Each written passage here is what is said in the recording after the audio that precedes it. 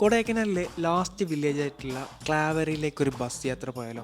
KSRTCയിലും TNSTCയിലുമായി ഒരു യാത്ര തുടങ്ങിയത് പെരിന്തൽമണ്ണ KSRTC സ്റ്റാൻഡിൽ നിന്നും 8:30 ബസ്സിൽ പാലക്കാട്ടിലേക്കാണ്.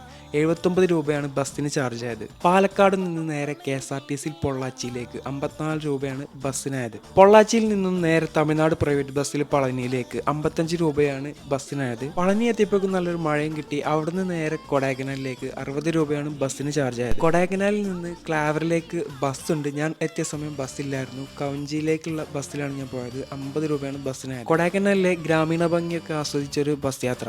കവഞ്ചിയിൽ ഇറങ്ങി നേരെ പോയത് പൂണ്ടിരാജന്റെ പൊറോട്ടക്കടയിലേക്കാണ്. പൂണ്ടിരാജന്റെ പൊറോട്ടക്കടയിൽ നിന്ന് പൊറോട്ട അടിച്ച് നേരെ ക്ലാവറയിലേക്ക് നടന്നും കിട്ടിയ വണ്ടിയിലുമായ ഒരു യാത്ര. പൊതുവെ എൻ്റെ യാത്രകളൊക്കെ തന്നെ ബൈക്കിലും കാറിലും ഒക്കെയാണ്.